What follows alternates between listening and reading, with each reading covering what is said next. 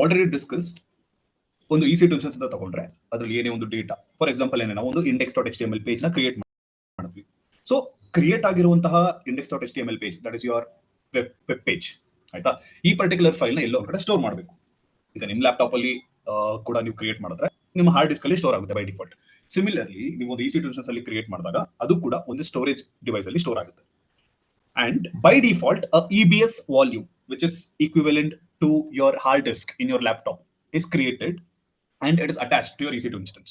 ನೀವು ಯಾವಾಗ ಒಂದು EC2 ಇನ್ಸ್ಟೆನ್ಸ್ ನ ಕ್ರಿಯೇಟ್ ಮಾಡ್ತೀರಾ ಆಗ ಒಂದು EBS ವಾಲ್ಯೂಮ್ ಅದಕ್ಕೆ ಅಟ್ಯಾಚ್ ಆಗಿ ಒಂದು ಸ್ಟೋರೇಜ್ ಯೂನಿಟ್ ತರ ವರ್ಕ್ ಆಗುತ್ತೆ, ಆಯ್ತಾ.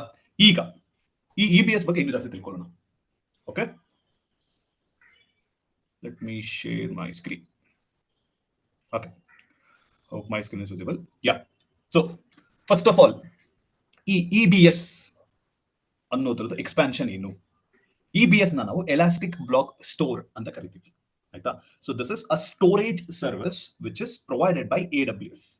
ಓಕೆ, ಅಂಡ್ ನಿಮ್ಮ ಲ್ಯಾಪ್ಟಾಪ್ ಅಲ್ಲಿ ಈಗ ನೀವು ಏನೇ ಒಂದು ಹಾರ್ಡ್ ಡಿಸ್ಕ್ ಅಥವಾ ಏನೇ ಒಂದು ಅಟ್ಯಾಚ್ ಮಾಡಬೇಕಾದ್ರೂ ಒಂದು USB ಕೇಬಲ್, ಬೇಸಿಕಲಿ ಒಂದು ವೈರ್ ಅಥವಾ ಕೇಬಲ್ ಮೂಲಕ ನೀವು ಅಟ್ಯಾಚ್ ಮಾಡ್ತೀರಾ ಅಲ್ವಾ. ಬಟ್ ಈ EBS ವಾಲ್ಯೂಮ್ ಹೇಗೆ ಅಂದ್ರೆ ನಿಮ್ಮ ಡೇಟಾ ಸೆಂಟರ್ಗಳಲ್ಲಿ ಈ EBS ವಾಲ್ಯೂಮ್ ನ ಯಾವುದೇ ವೈರ್ಗಳಾಗಲಿ ಅಥವಾ ಕೇಬಲ್ಗಳಾಗಲಿ ಅದನ್ನ ಯೂಸ್ ಮಾಡಿಕೊಂಡು ಅಟ್ಯಾಚ್ ಮಾಡಲ್ಲ EC2 ಇನ್ಸ್ಟೆನ್ಸ್ಗೆ. Instead they use something called as network drive, ಆಯ್ತಾ. ಕೆಲವು ನೆಟ್ವರ್ಕ್ ಡ್ರೈವ್ಸ್ ನೆಟ್ವರ್ಕ್ ಕಾನ್ಫಿಗರೇಷನ್ಸ್ ಮೂಲಕ ಇದನ್ನ ಅಟ್ಯಾಚ್ ಮಾಡ್ತಾರೆ, ಆಯ್ತಾ. ಹೇಗೆ ನೆಟ್ವರ್ಕ್ ಡ್ರೈವ್ಸ್ ನೆಟ್ವರ್ಕ್ ಕಾನ್ಫಿಗರೇಷನ್ ಮೂಲಕ ಹೇಗೆ ಅಟ್ಯಾಚ್ ಮಾಡ್ತಾರೆ ಅಂದ್ರೆ it is as similar as you connecting to a wifi from your laptop. ನಿಮ್ಮ ಲ್ಯಾಪ್ಟಾಪ್ ನ ಹೇಗೆ ಒಂದು ವೈಫೈಗೆ ನೀವು ಕನೆಕ್ಟ್ ಮಾಡ್ತಿರಲ್ಲ, so it is similar to that. Okay, with the wireless medium, they attach a EC2 instance to your EBS volume as a storage device. Next, ನೀವು ಏನೇ ಒಂದು ಡೇಟಾನ EBS ವಾಲ್ಯೂಮ್ ಅಲ್ಲಿ ಸ್ಟೋರ್ ಮಾಡಿದ್ರು ಅಂಡ್ ಆ ಪರ್ಟಿಕ್ಯುಲರ್ ಡೇಟಾನ ಇನ್ case ನೀವು EC2 instance ನ delete ಮಾಡಿದ್ಮೇಲೂ ಅದನ್ನ retain ಮಾಡ್ಕೋಬೇಕು ಅಂದ್ರೆ yes, that is also possible, ಆಯ್ತಾ. ಅಂಡ್ ನೀವು ಒಂದು EBS ವಾಲ್ಯೂಮ್ ನ ಬರೀ ಒಂದೇ ಒಂದು EC2 ಇನ್ಸ್ಟೆನ್ಸ್ ಗೆ ಮಾತ್ರ ಮೌಂಟ್ ಮಾಡಕ್ಕೆ ಸಾಧ್ಯ. At one particular point of time you can only mount one EBS volume can be mounted to one EC2 instance, ಆಯ್ತಾ. And it is not possible to mount the same EBS volume to multiple EC2 instances, ಆಯ್ತಾ. ಒಂದೇ EBS volume ನ multiple EC2 instance ಗಳಿಗೆ ನೀವು mount ಮಾಡುವಂತಹ option ನಿಮಗೆ ಸಿಗಲ್ಲ, because this is a 1-to-1 mapping. ಒಂದು EBS ವಾಲ್ಯೂಮ್ ಒಂದೇ ಒಂದು EC2 ಇನ್ಸ್ಟೆನ್ಸ್ ಮಾತ್ರ ನೀವು ಮೌಂಟ್ ಮಾಡಬೇಕಾಗುತ್ತೆ. ಇನ್ ಕೇಸ್ ನೀವು ಇನ್ನೂ ಒಂದು EC2 ಇನ್ಸ್ಟೆನ್ಸ್ ಮೌಂಟ್ ಮಾಡಬೇಕಾ, ಆಲ್ರೆಡಿ ನೀವು ಅಟ್ಯಾಚ್ ಮಾಡಿರುವಂತಹ EC2 ಇನ್ಸ್ಟೆನ್ಸ್ ಡಿಟ್ಯಾಚ್ ಮಾಡಿ ಇನ್ನೂ ಒಂದು ಹೊಸ EC2 ಇನ್ಸ್ಟೆನ್ಸ್ ಗೆ ನೀವು EBS ವಾಲ್ಯೂಮ್ ನ ಅಟ್ಯಾಚ್ ಮಾಡಬೇಕಾಗುತ್ತೆ, ಆಯ್ತಾ. Attaching is nothing but mounting ಅಂತ ಕರೀತೀವಿ. ಓಕೆ, ಅಂಡ್ ನೀವು ಏನೊಂದು EBS ವಾಲ್ಯೂಮ್ ನ ಕ್ರಿಯೇಟ್ ಮಾಡ್ತಿರಲ್ಲ, ಆ EBS ವಾಲ್ಯೂಮ್ ನ ಬರೀ ಒಂದೇ ಒಂದು ಅವೈಲಬಿಲಿಟಿ ಝೋನ್ ಅಲ್ಲಿ ಮಾತ್ರ ನಾವು ಯೂಸ್ ಮಾಡಬಹುದು. Okay, you can't move that particular EBS volume to a different availability zone, ಆಯ್ತಾ. It is restricted to a particular availability zone. ನೀವು ಇನ್ನೂ ಒಂದು ಯಾವುದೋ ಬೇರೆ ಅವೈಲಬಿಲಿಟಿ ಝೋನ್ ಅಲ್ಲಿ EC2 ಇನ್ಸ್ಟೆನ್ಸ್ ಕ್ರಿಯೇಟ್ ಮಾಡಿ ಆ ಅವೈಲಬಿಲಿಟಿ ಝೋನ್ ಇಂದ ಈ ಪರ್ಟಿಕ್ಯುಲರ್ EBS ವಾಲ್ಯೂಮ್ ನ ನೀವು ಆಕ್ಸೆಸ್ ಮಾಡ್ತೀರಾ ಅಂದ್ರೆ it is not allowed, it is restricted. Okay, so these are some features about your EBS volume. Again, like I told you, it is just a network drive, not a physical drive. Wires ಅಥವಾ cable ಮೂಲಕ ನೀವು EC2 instance ಗೆ ನೀವು attach ಮಾಡಲ್ಲ, ಆಯ್ತಾ. And it can be detached from one EC2 instance and attached to another EC2 instance. In case ಏನಾದರೂ ಒಂದು EC2 instance ಅಲ್ಲಿ ಇರುವಂತಹ ಫೈಲ್ಗಳನ್ನ ನೀವು ಇನ್ನೊಂದು EC2 instance ಗೆ ನೀವು ಮೂವ್ ಮಾಡಬೇಕು ಅಂದ್ರೆ you can detach the EBS volume from one EC2 instance and attach it to a new EC2 instance and copy the files, ಆಯ್ತಾ. ಆ ತರ ಒಂದು ಫೀಚರ್ ನಿಮಗೆ ಸಿಗುತ್ತೆ ಇದರಲ್ಲಿ. Then like I told you, it is again locked to a particular availability zone. ಒಂದೇ ಒಂದು availability zone ಅಲ್ಲಿ ಮಾತ್ರ ನೀವು ಒಂದು EBS ವಾಲ್ಯೂಮ್ ಯೂಸ್ ಮಾಡಕ್ಕಾಗೋದು.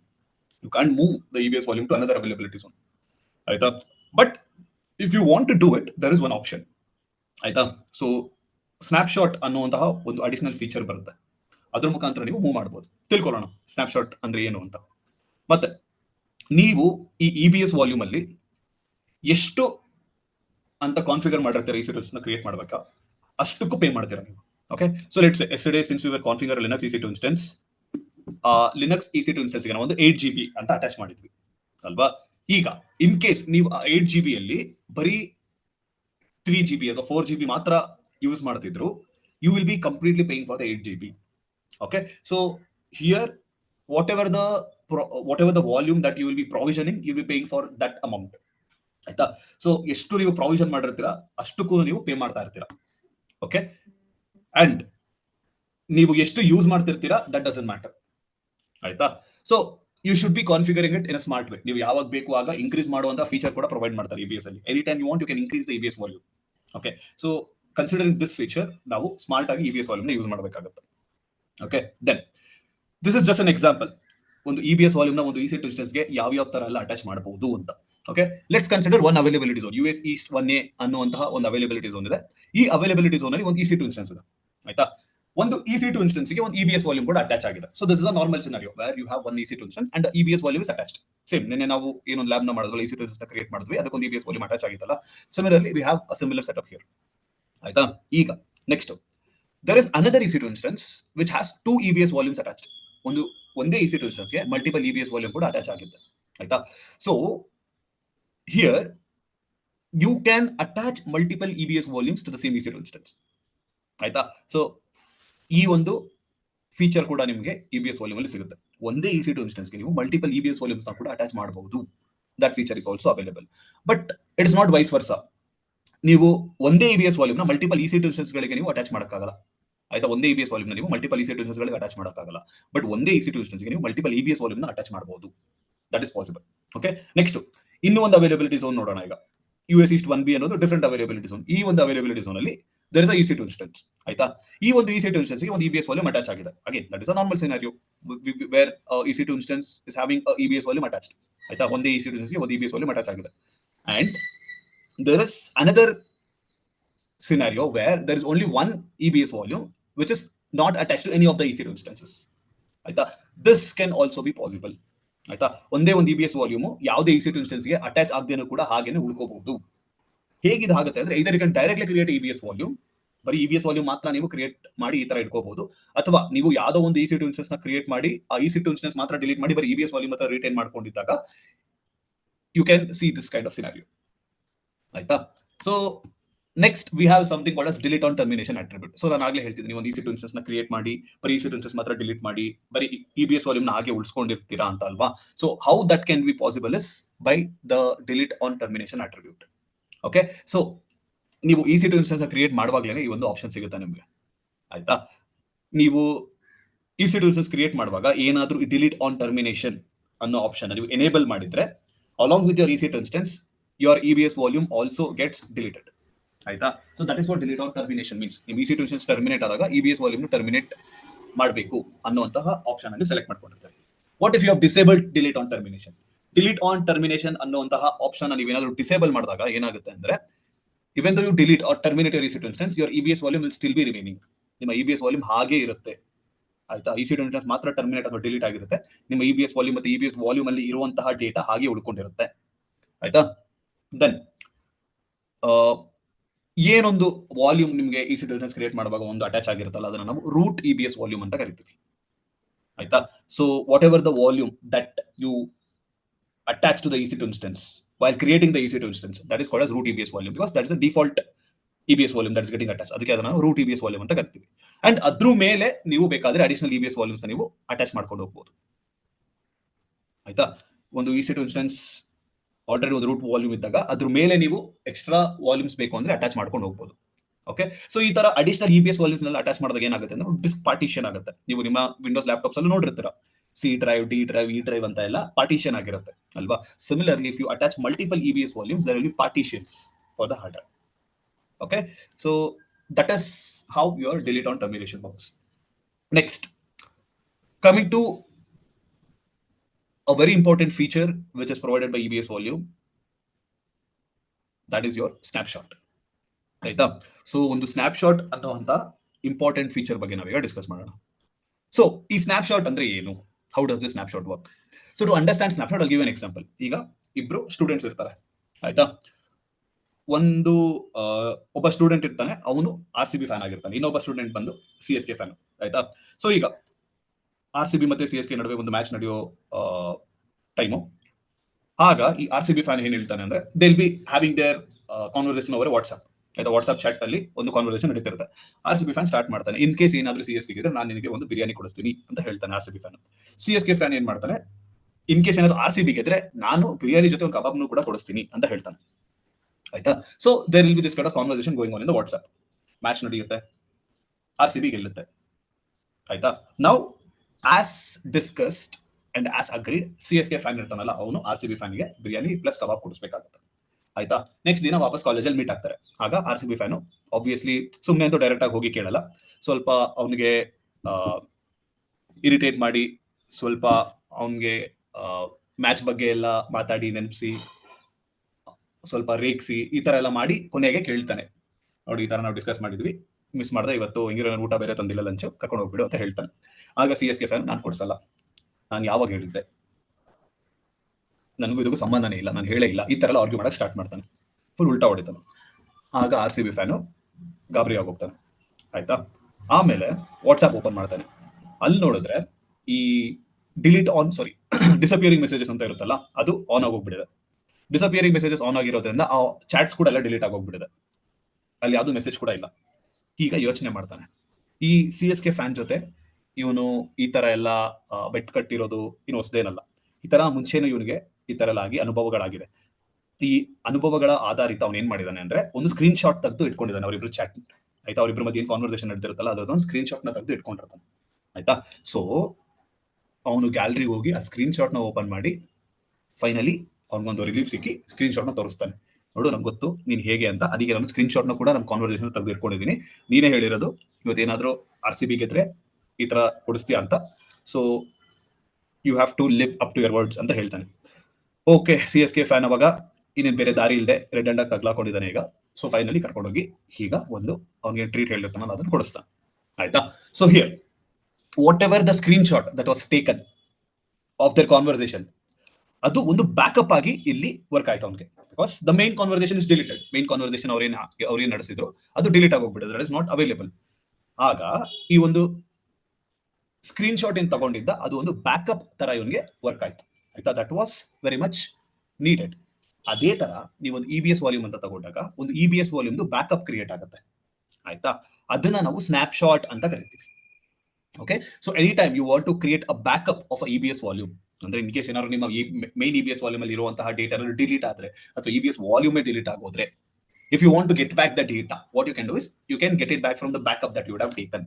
ಆಯ್ತಾ. ಇಲ್ಲಿ ಹೇಗೆ ಒಂದು ಸ್ಕ್ರೀನ್ ಶಾಟ್ ನ ತೆಗೆದು ಇಟ್ಕೊಂಡಿರ್ತಾನಲ್ಲ ಒಂದು ಬ್ಯಾಕಪ್ ಅಂತ, ಅದೇ ತರ ಇಲ್ಲಿ ಸ್ನ್ಯಾಪ್ ಶಾಟ್ ಅಂತ ಒಂದು EBS ವಾಲ್ಯೂಮ್ ಬ್ಯಾಕಪ್ ನ ತೆಗೆದು ಇಟ್ಕೋಬಹುದು. ಆಯ್ತಾ. And it is not only working as a backup, ಇದು ಬರೀ ಒಂದು ಬ್ಯಾಕಪ್ ತರ ಮಾತ್ರ ವರ್ಕ್ ಆಗದೆ, it will also help you to move the data from one availability zone to another availability zone. ಆಯ್ತಾ. ಸಿ ಬೈ ಡಿಫಾಲ್ಟ್ ನೀವು ಒಂದು EBS volume ನ ನೀವು ಕ್ರಿಯೇಟ್ ಮಾಡಿದ್ರೆ ಆ EBS ವಾಲ್ಯೂಮ್ ನ ನೀವು ಒಂದು ಅವೈಲಬಿಲಿಟಿ ಝೋನ್ ಇಂದ ಇನ್ನೊಂದು ಅವೈಲಬಿಲಿಟಿ ಝೋನ್ಗೆ ಮೂವ್ ಮಾಡಕ್ಕಾಗಲ್ಲ, ಅಥವಾ ಬೇರೆ ಒಂದು ಅವೈಲಬಿಲಿಟಿ ಝೋನ್ ಅಲ್ಲಿ ಇರುವಂತಹ EC2 ಇನ್ಸ್ಟೆನ್ಸ್ ಇಂದ ಈ ಅವೈಲಬಿಲಿಟಿ ಝೋನ್ ಅಲ್ಲಿ ಇರುವಂತಹ EBS ವಾಲ್ಯೂಮ್ ನ ಡೇಟಾನ ಕೂಡ ನೀವು ಆಕ್ಸೆಸ್ ಮಾಡಕ್ಕಾಗಲ್ಲ by default. So in that case your snapshots are pretty helpful. ಆಯ್ತಾ. ಸೊ ಇದು ಹೇಗೆ ವರ್ಕ್ ಆಗುತ್ತೆ ಅಂದ್ರೆ ಸ್ನ್ಯಾಪ್ಶಾಟ್ ಸಿ ಎನಿವೇ ಒಂದು EBS ವಾಲ್ಯೂಮ್ ಬ್ಯಾಕಪ್ ತಗೊಳಕ್ಕೆ ಸ್ನ್ಯಾಪ್ಶಾಟ್ ಕ್ರಿಯೇಟ್ ಮಾಡ್ಕೊಂಡಿರ್ತೀರಾ ಅಲ್ವಾ. ಈಗ ಈ ಕ್ರಿಯೇಟ್ ಮಾಡ್ಕೊಂಡಿರುವಂತ ಸ್ನ್ಯಾಪ್ಶಾಟ್ ಇಂದ ಇನ್ ಕೇಸ್ ಏನಾದ್ರು ನೀವು ಮತ್ತೆ ರಿಟೈನ್ ಮಾಡಬೇಕು ಡೇಟಾ ಅಂದ್ರೆ ಈ ಸ್ನ್ಯಾಪ್ಶಾಟ್ ನಲ್ಲಿ ರೀಸ್ಟೋರ್ ಮಾಡಬೇಕಾಗುತ್ತೆ. So whatever the backup that you would have taken, the backup will be restored, and once you restore a new EBS volume will be created. ಆಯ್ತಾ. And while creating the new EBS volume you can choose in which availability zone you want to create the new EBS volume ಅಂತ. ಆಯ್ತಾ. That way you can move a data from one availability zone to another availability zone. ಆಯ್ತಾ. Again to understand this I'll give another example. ಈಗ ಒಂದು airport ಅಲ್ಲಿ airplane ಇರುತ್ತೆ. ಆಯ್ತಾ. So ಏನೋ issues ಆಗಿ ವರ್ಕಿಂಗ್ ಕಂಡೀಷನ್ ಅಲ್ಲಿ ಇಲ್ಲ ಏರ್ಪ್ಲೇನ್. ಆಯ್ತಾ. ಏರ್ಪೋರ್ಟ್ ಅಲ್ಲಿ ವರ್ಕಿಂಗ್ ಕಂಡೀಷನ್ ಅಲ್ಲಿ ಇಲ್ಲ, it is not even able to move on the runway. ಅದಕ್ಕೆ ಏನ್ ಮಾಡ್ತಾರೆ ಅಂದ್ರೆ they will dismantle the airplane parts ನೆಲ್ಲ ಡಿಸ್ಮ್ಯಾಂಟಲ್ ಮಾಡಿ ಒಂದು ಕಂಟೈನರ್ ಅಲ್ಲಿ ಹಾಕಿ ಕಂಪ್ಲೀಟ್ ಆಗಿ ವ್ರಾಪ್ ಮಾಡಿ ಆ ಕಂಟೈನರ್ ಇಂದ ಟ್ರಾನ್ಸ್ಪೋರ್ಟ್ ಮಾಡ್ತಾರೆ. ಇಲ್ಲಿಗೆ ಒಂದು ಗ್ಯಾರೇಜ್ಗೆ ಟ್ರಾನ್ಸ್ಪೋರ್ಟ್ ಮಾಡ್ತಾರೆ. ಗ್ಯಾರೇಜ್ಗೆ ಟ್ರಾನ್ಸ್ಪೋರ್ಟ್ ಮಾಡಿ ಅಲ್ಲಿ ವಾಪಸ್ಸು ಕಂಟೈನರ್ ಇಂದ ಪಾರ್ಟ್ಸ್ ನೆಲ್ಲ ತೆಗೆದು ಅಸೆಂಬಲ್ ಮಾಡಿ ಏರ್ಪ್ಲೇನ್ ಏರ್ಪೋರ್ಟ್ ಅಲ್ಲಿ ಹೇಗಿತ್ತು ಅದೇ ತರ ಇಲ್ಲಿ ಅಸೆಂಬಲ್ ಮಾಡ್ತಾರೆ ಗ್ಯಾರೇಜ್ ಅಲ್ಲಿ. ಸೊ ಆಬ್ವಿಯಸ್ಲಿ ರಿಪೇರ್ ಮಾಡಿ ಅದನ್ನ ಟೆಸ್ಟ್ ಮಾಡಿ ಇನ್ ಕೇಸ್ ಏನಾದ್ರು ವರ್ಕಿಂಗ್ ಕಂಡೀಷನ್ ಅಲ್ಲಿ ಇದ್ರೆ they'll again put it back to the airport. ಆಯ್ತಾ. ಸೊ ಈ ತರ ಒಂದು ಸಿನಾರಿಯೋ ನಡೀತಾ ಇರುತ್ತೆ. ಈಗ ಈ let's consider this US East 1A as airport. ಆಯ್ತಾ. ಇಲ್ಲಿ ಒಂದು ಏರ್ಪ್ಲೇನ್ ಇದೆ, it is in the assembled condition. ಆಯ್ತಾ. ಏರ್ಪ್ಲೇನ್ ಹೇಗಿರಬೇಕು ಹಾಗೆ ಇದೆ. ಆಯ್ತಾ. ಅಂಡ್ US East 1B ಇದೆಯಲ್ಲ, this let's consider this as a garage. ಆಯ್ತಾ. ಇಲ್ಲಿ again here also it's in assembled condition it self. ಆಯ್ತಾ. ಇಲ್ಲಿ ಬಂದ ಮೇಲೂ ಕೂಡ ಅದು ಅಸೆಂಬಲ್ಡ್ ಆಗೇ ಇದೆ, ಏರ್ಪ್ಲೇನ್ ಹೇಗಿರ್ಬೇಕು ಹಾಗೇನೆ ಇದೆ. ಆಯ್ತಾ. ಬಟ್ ಇಲ್ಲಿ ವರ್ಕ್ ಆಗ್ತಿರಲಿಲ್ಲ, ಇಲ್ಲಿ ಬಂದ್ಮೇಲೆ ವರ್ಕ್ ಆಗ್ತಿದೆ, ಅಷ್ಟೇ ಡಿಫ್ರೆನ್ಸ್. ಈಗ ಇಲ್ಲಿಂದ ಇಲ್ಲಿಗೆ ಏರ್ಪೋರ್ಟ್ ಇಂದ ನಿಮ್ಮ ಗ್ಯಾರೇಜ್ಗೆ ಟ್ರಾನ್ಸ್ಪೋರ್ಟ್ ಆಗ್ತಿದೆಯಲ್ಲ, ಆಗ in between they are using containers to dismantle the parts and wrap the parts and move it to the garage. ಆಯ್ತಾ? ಅದೇ ತರ here we are using something called a snapshot in place of the containers. Okay, so ಇಲ್ಲಿ original form ಹೇಗಿರುತ್ತೆ, ನಿಮ್ಮ airplane ಹೇಗಿರುತ್ತೆ, ನಿಮ್ಮ EC2 ಮತ್ತೆ EBS volume ಹಾಗೆ ಇರುತ್ತೆ. ಆಯ್ತಾ? Again while it is moving to a different availability zone, like how your airplane was getting moved to a garage, ಆಗ ಮಧ್ಯ ಒಂದು ಕಂಟೈನರ್ ಆಗಿ ವ್ರಾಪ್ ಅಪ್ ಆಗಿ ಎಲ್ಲ ಪಾರ್ಟ್ಸ್ ಎಲ್ಲ ಹೇಗೆ ಮೂವ್ ಮಾಡ್ತಿದ್ದಾರೋ ಅದೇ ತರ EBS ವಾಲ್ಯೂಮ್ ನ ಒಂದು ಸ್ನ್ಯಾಪ್ಶಾಟ್ ತರ ತಗೊಂಡು ಆ ಸ್ನ್ಯಾಪ್ಶಾಟ್ ನ ಯೂಸ್ ಮಾಡಿಕೊಂಡು here they are moving it to a different availability zone. The snapshot ಮುಖಾಂತರ ಒಂದು EBS ವಾಲ್ಯೂಮ್ ನ ಇನ್ನೊಂದು ಅವೈಲಬಿಲಿಟಿ ಝೋನ್ ಗೆ ಮೂವ್ ಮಾಡ್ತಿರೋದು. Okay, just like how they are using container to move the airplane from airport to garage, here the snapshot is being used to move the EBS volume from one availability zone to another availability zone. And ಇನ್ನೊಂದು availability zone ಅಲ್ಲಿ EBS volume create ಆಯ್ತು ಅಂದ್ರೆ ಅದ್ರ ಮುಖಾಂತರ ಒಂದು EC2 instance ನೀವು ಅದ್ರ ಮುಖಾಂತರ ನೀವು ಡೇಟಾನ ಒಂದು EC2 ಇನ್ಸ್ಟೆನ್ಸ್ ಇಂದ ಆಕ್ಸೆಸ್ ಮಾಡಬಹುದು. ಆಯ್ತಾ? So not just for taking a backup your snapshot is helpful, it also helps in creating or moving a EBS volume to different availability zone, which is by default not possible. ಆಯ್ತಾ? ಮತ್ತೆ there are few additional features of snapshots. In case ಏನಾದ್ರೂ ನೀವು snapshot ಅಲ್ಲಿ ಇರುವಂತಹ ಡೇಟಾನ ನೀವೇನಾದ್ರು frequent ಆಗಿ access ಮಾಡ್ತಿಲ್ಲ, ಅಥವಾ ನೀವು ರೆಗ್ಯುಲರ್ ಆಗಿ ಡೇಟಾನ ಫೆಚ್ ಮಾಡ್ತಿಲ್ಲ EBS ವಾಲ್ಯೂಮ್ ಅಲ್ಲಿ ಇರೋದು ಅಂದ್ರೆ, ಅಥವಾ ಸ್ನ್ಯಾಪ್ಶಾಟ್ ನ ನೀವೇನಾದ್ರು ರೀಸ್ಟೋರ್ ಮಾಡ್ತಿಲ್ಲ, basically what are the snapshot that you have taken, what are the backup that you have taken, that is not being accessed or use frequently. ಆಯ್ತಾ? ಇಂಥ ಸಿಚುವೇಶನ್ ಗಳಲ್ಲಿ ನೀವೇನ್ ಮಾಡಬಹುದು ಅಂದ್ರೆ ಸ್ನ್ಯಾಪ್ಶಾಟ್ ನ ಆರ್ಕೈವ್ ಟೈರ್ ಗೆ ಮೂವ್ ಮಾಡಬಹುದು, where you can save up to 75% of the cost. So normal tyre ಇಂದ ನಿಮ್ಮ ಆರ್ಕೈವ್ ಟೈರ್ ಗೆ ನೀವು ಮೂವ್ ಮಾಡಿದ್ರೆ ಒಂದು ಸ್ನ್ಯಾಪ್ಶಾಟ್ ನ 75% ವರೆಗೂ ನೀವು ಕಾಸ್ಟ್ ನ ಸೇವ್ ಮಾಡಬಹುದು. But again while restoring the data it will take more time. It is again similar to your S3 archive tier. ಆಯ್ತಾ? Depending on the size of your EBS snapshot, it will take up to 24 to 72 hours to restore the data in archive mode. ಆಯ್ತಾ? Next, there is also something called as recycle bin for your snapshot. Okay, ಈಗ again to understand this let's take an example. ಈಗ ಒಬ್ಬರು couples ಇರ್ತಾರೆ, girl friend ಅಂದ್ರೆ boy friend. So ಅವ್ರ ಮಧ್ಯ ಏನೋ ಒಂದು ಮಿಸ್ಅಂಡರ್ಸ್ಟ್ಯಾಂಡಿಂಗ್ ಆಗಿ ಈ ಬಾಯ್ ಫ್ರೆಂಡ್ ಏನ್ ಮಾಡ್ತಾನೆ, ಅವ್ರದ್ದು ಏನೇನೋ ಫೋಟೋಸ್ ಎಲ್ಲ ಇರುತ್ತೆ, ಹೊರಗಡೆ ಹೋದಾಗ ಏನೇನು ಫೋಟೋಸ್ ಎಲ್ಲ ತಗೊಂಡ್ರೆ ಅದನ್ನ ಡಿಲೀಟ್ ಮಾಡ್ಬಿಟ್ಟಿರ್ತಾನೆ. ಆಯ್ತಾ? ಈಗ ಅವನು ಡಿಲೀಟ್ ಮಾಡಿಬಿಟ್ಟು ಫುಲ್ಲು ಬೇಡವೇ ಬೇಡ, ನಾನು ಒಬ್ಬನೇ ಇರ್ತೀನಿ ಅಂತೆಲ್ಲ ಡಿಸಿಷನ್ ತಗೊಂಡ್ಬಿಟ್ಟಿರ್ತಾನೆ. Then after a few days again ಇಬ್ರು ಒಬ್ಬರನ್ನೊಬ್ಬರನ್ನ ಮಿಸ್ ಮಾಡ್ಕೊಳ್ಳೋಕೆ ಸ್ಟಾರ್ಟ್ ಮಾಡ್ಕೋತಾರೆ, and again they start talking to each other. ಆಯ್ತಾ? ಈಗ ಮತ್ತೆ ವಾಪಸ್ ಇವರು ಮಾತಾಡಕ್ಕೆ ಅಂತ ಸ್ಟಾರ್ಟ್ ಮಾಡಿದಾಗ ಗರ್ಲ್ ಫ್ರೆಂಡ್ ಏನ್ ಮಾಡ್ತಾಳೆ, ಸರಿ ಅವತ್ತೊಂದು ಯಾವ್ದೊಂದು ಫೋಟೋ ತಗೊಂಡಿದ್ವಲ್ಲ ನೋಡ್ಬೇಕು ತೋರ್ಸು ಅಂತ ಅವನ ಫೋನ್ ನ ಕೇಳ್ತಾಳೆ. ಈಗ ಅವನಿಗೆ ಫ್ಲಾಶ್ ಆಗುತ್ತೆ, ಅಣ್ಣ ಇಲ್ಲಿ ಏನೇನ್ ಫೋಟೋಸ್ ಇರುತ್ತೆ ಅದನ್ನೆಲ್ಲ ಡಿಲೀಟ್ ಮಾಡ್ಬಿಡ್ತೀನಿ ಅನ್ನೋದು. ಆಯ್ತಾ? ಆಗ ಅವನು ಗಾಬರಿ ಆಗದೆ ಕೂಲ್ ಆಗಿ ಒಂದ್ ಸೆಕೆಂಡ್ ಯೋಚನೆ ಮಾಡಿ, ಓಕೆ ನಾನು ಡಿಲೀಟ್ ಮಾಡಿದ್ದೀನಿ but I can get it back. ಹೇಗೆ ಅವನು ಮತ್ತೆ ವಾಪಸ್ ತಗೋಬಹುದು ಅಂದ್ರೆ, ಆ ಗ್ಯಾಲರಿ ಒಂದು ರೀಸೈಕಲ್ ಬಿನ್ ಅಂತ ಇರುತ್ತೆ. ಹೇಗೆ ಒಂದು ಫೋಟೋ ಯಾವ್ದಾದ್ರು ಡಿಲೀಟ್ ಮಾಡಿದ್ರೆ 60 days ಅಥವಾ 30 days ವರೆಗೂ ಆ ಫೋಟೋ ರೀಸೈಕಲ್ ಬಿನ್ ಅಲ್ಲಿ ಆಗೇ ಇರುತ್ತೆ. ಇನ್ ಕೇಸ್ ಆ 60 days 30 days ಒಳಗೆ ಡಿಲೀಟ್ ಆಗಿರುವಂತಹ ಫೋಟೋಸ್ ನ ವಾಪಸ್ ತಗೋಬೇಕು ಅಂದ್ರೆ you can restore the photos. ಆಯ್ತಾ? ಆ ತರ ರೀಸ್ಟೋರ್ ಮಾಡಿ ಅವನು ಫೋಟೋಸ್ ಗಳನ್ನ ವಾಪಸ್ ಅವನ ಗರ್ಲ್ ಫ್ರೆಂಡ್ ಗೆ ತೋರಿಸ್ತಾನೆ. Similarly in your EBS volume also, if you have created a snapshot and in case if you have deleted a snapshot accidentally, and if you require that particular snapshot somewhere again in the future, you can get it from the recycle bin. ಆಯ್ತಾ? ಸ್ನ್ಯಾಪ್ಶಾಟ್ಸ್ ಗಳಿಗೂ ಕೂಡ ಒಂದು recycle bin ಅಂತ ಇರುತ್ತೆ. Okay, so ಈ recycle bin ಗಳಿಂದ ನೀವು snapshot ಗಳನ್ನ ರೀಸ್ಟೋರ್ ಮಾಡ್ಕೋಬಹುದು even though if you have deleted. ಆಯ್ತಾ? Again this recycle bin can be set a retention period. ನೀವು ರೀಸೈಕಲ್ ಬಿನ್ ಅಲ್ಲಿ ಏನೊಂದು ಸ್ನ್ಯಾಪ್ಶಾಟ್ ನ ಮೂವ್ ಮಾಡಿರ್ತೀರಲ್ಲ, ಅದು ಎಷ್ಟು ದಿನವರೆಗೂ ನಿಮ್ಮ ರೀಸೈಕಲ್ ಬಿನ್ ಅಲ್ಲಿ ಇರಬೇಕು ಅನ್ನುವಂತ ರಿಟೆನ್ಷನ್ ಪೀರಿಯಡ್ ನ ಕೂಡ ನೀವು ಸೆಟ್ ಮಾಡ್ಕೋಬಹುದು. ಆಯ್ತಾ? That is also possible. Okay, ಅದು 1 day ಆಗಿರ್ಬೋದು, 1 year ಆಗಿರ್ಬೋದು, ನಿಮಗೆ ಯಾವ ತರ ಬೇಕು ಆ ತರ ನೀವು ಸೆಟ್ ಮಾಡ್ಕೋಬಹುದು. ಆಯ್ತಾ? ಸೊ ನಾವು ಇಷ್ಟೊತ್ತು ಏನ್ ಮಾಡಿದ್ವಿ ಅಂದ್ರೆ, ಒಂದು EBS ವಾಲ್ಯೂಮ್ ಅಲ್ಲಿ ನೀವೇನೋ ಒಂದು ಡೇಟಾನ ಹಾಕಿದ್ರೆ ಆ EBS ವಾಲ್ಯೂಮ್ ಒಂದು ಬ್ಯಾಕಪ್ ತಗೊಳ್ಳೋದು ಹೇಗೆ, ಆ EBS ವಾಲ್ಯೂಮ್ ಅಲ್ಲಿ ಇರುವಂತಹ ಡೇಟಾನ ಇನ್ನೊಂದು ಅವೈಲಬಿಲಿಟಿ ಝೋನ್ಗೆ ಮೂವ್ ಮಾಡೋದು ಹೇಗೆ ಅನ್ನೋದ್ರ ಬಗ್ಗೆ ಎಲ್ಲ ತಿಳ್ಕೊಂಡ್ವಿ. Basically we discuss about snapshot ಮುಖಾಂತರ ನಾವು ಒಂದು EBS ವಾಲ್ಯೂಮ್ ಬ್ಯಾಕಪ್ ನ ಕ್ರಿಯೇಟ್ ಮಾಡ್ಕೋತೀವಿ ಅನ್ನೋದ್ರ ಬಗ್ಗೆ ನಾವು ಡಿಸ್ಕಸ್ ಮಾಡಿದ್ವಿ. ಈಗ there is another option or another feature which is provided by your AWS, that is AMI, Amazon machine image ಅಂತ ಕರಿತೀವಿ ನಾವು AMI. ಆಯ್ತಾ? ಸೊ ಬೇಸಿಕಲಿ ಈ AMI ನ ನಾವು ಏನಕ್ಕೆ ಯೂಸ್ ಮಾಡ್ತೀವಿ ಅಂದ್ರೆ, this will create a backup of the EC2 instance. ಆಯ್ತಾ? ನಿಮ್ಮ ಸ್ನ್ಯಾಪ್ಶಾಟ್ ಮುಖಾಂತರ ನೀವು EBS ವಾಲ್ಯೂಮ್ ನ ಬ್ಯಾಕಪ್ ನ ಕ್ರಿಯೇಟ್ ಮಾಡ್ಕೊಂಡ್ರಿ, ಬಟ್ ಒಂದು EC2 ಇನ್ಸ್ಟೆನ್ಸ್ ಬ್ಯಾಕಪ್ ನ ನೀವು ಕ್ರಿಯೇಟ್ ಮಾಡ್ಕೋಬೇಕು ಅಂದ್ರೆ you can make use of your AMI. ಆಯ್ತಾ? ಸೊ ನಿನ್ನೆ ನಾವು ಒಂದು ವೆಬ್ಸೈಟ್ ನ ಹೋಸ್ಟ್ ಮಾಡಿದ್ವಿ, ಅದರಲ್ಲಿ ಅಪಾಚಿ ಇನ್ಸ್ಟಾಲ್ ಮಾಡ್ಕೊಂಡು index.html ಪೇಜ್ ನ ಕ್ರಿಯೇಟ್ ಮಾಡ್ಕೊಂಡು.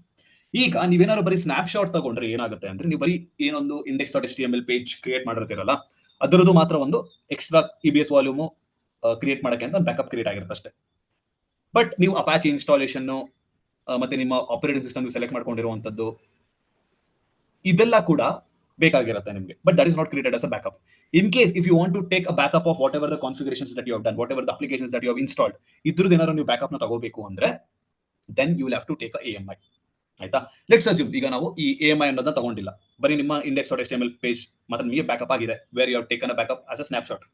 ಈಗ ಸ್ನ್ಯಾಪ್ಶಾಟ್ ನ ರಿಜಿಸ್ಟರ್ ಮಾಡಿ ಒಂದು EBS ವಾಲ್ಯೂಮ್ ಅಂತ ನೀವು ಕ್ರಿಯೇಟ್ ಮಾಡಿ ಅದನ್ನ ಒಂದು ಹೊಸ EC2 ಇನ್ಸ್ಟೆನ್ಸ್ ಅಟ್ಯಾಚ್ ಮಾಡಿದ್ರೆ, ಮತ್ತೆ ಆ ಹೊಸ EC2 ಇನ್ಸ್ಟೆನ್ಸ್ ಅಲ್ಲಿ ನೀವು ಫಸ್ಟ್ ಇಂದ ಅಪಾಚಿ ಎಲ್ಲ ಇನ್ಸ್ಟಾಲ್ ಮಾಡ್ಕೊಂಡು ಅದರಲ್ಲಿ ನೀವು ಫಸ್ಟ್ ಇಂದ ಕಾನ್ಫಿಗರೇಷನ್ ಮಾಡ್ಕೊಂಡು ಬರಬೇಕಾಗುತ್ತೆ, where you have to choose OS operating system version ಇದನ್ನೆಲ್ಲ ಚೂಸ್ ಮಾಡ್ಕೊಂಡು ಮತ್ತೆ ನೀವು ಸ್ಟಾರ್ಟಿಂಗ್ ಇಂದ ಕ್ರಿಯೇಟ್ ಮಾಡಬೇಕಾಗುತ್ತೆ.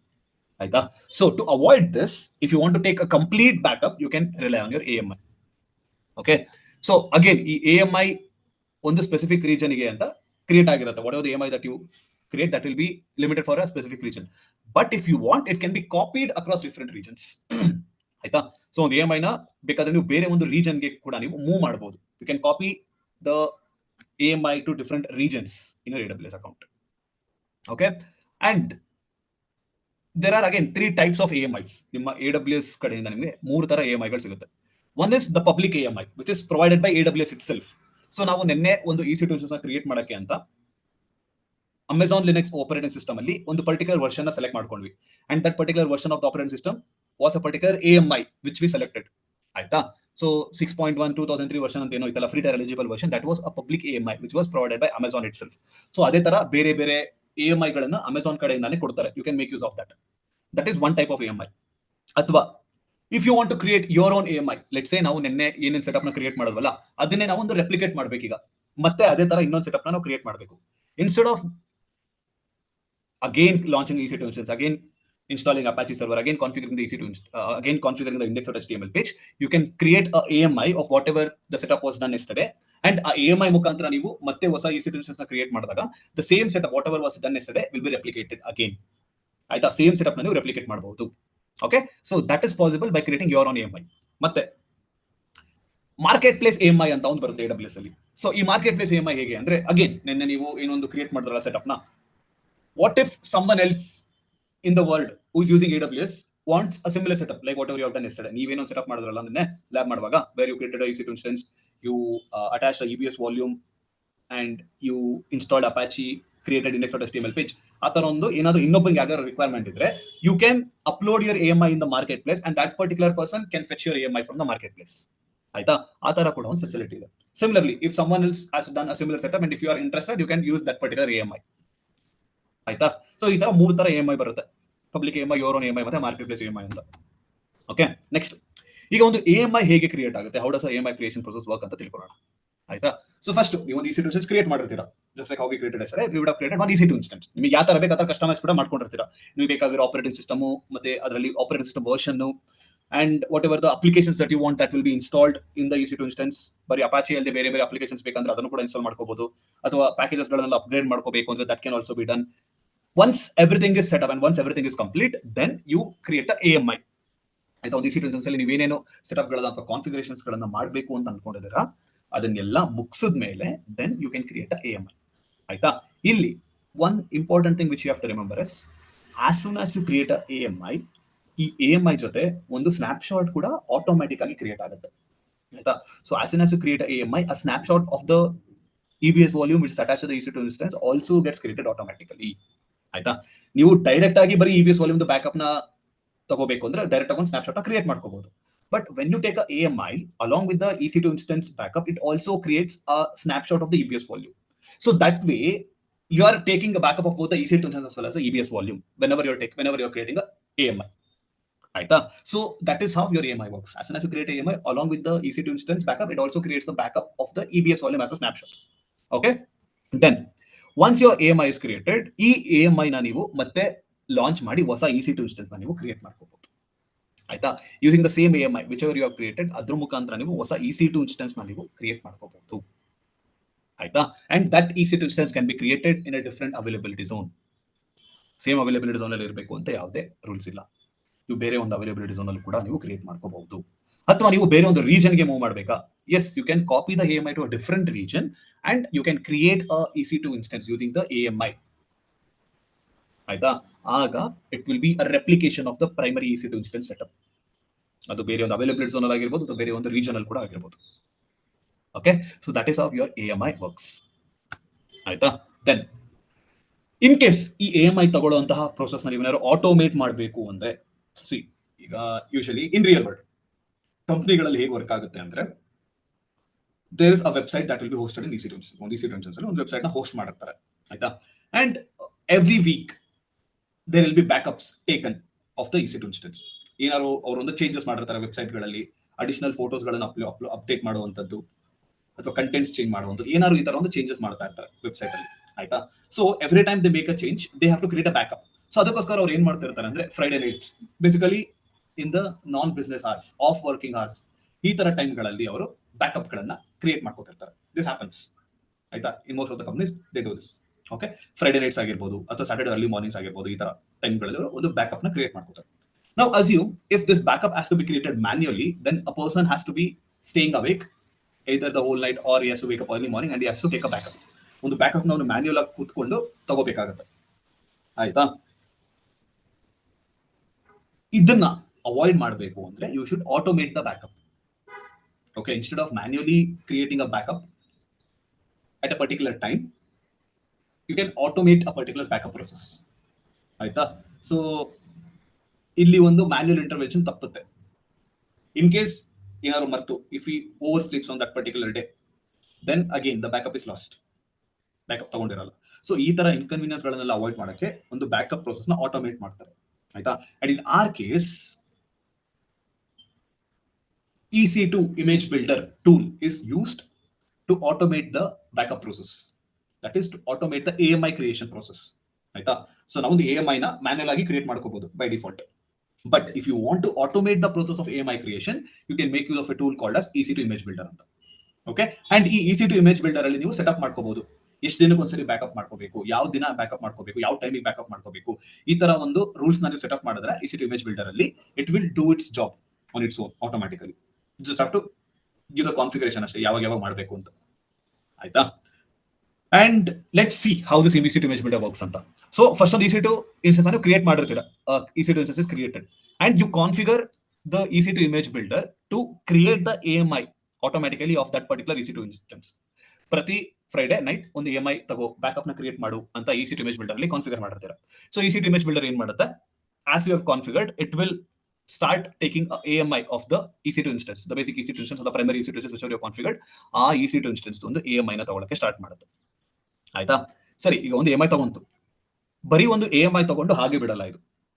That is the speciality of the EC2 image builder. ಈ AMI ಒಂದು ಕ್ರಿಯೇಟ್ ಮಾಡು ಅಂತ ಹೇಳಿದ್ರೆ ಒಂದು EC2 instance ಬರೀ AMI ತಗೊಂಡು ಹಾಗೆ ಬಿಡಲ್ಲ. Instead what it will do is it will test the AMI. ಆಯ್ತಾ.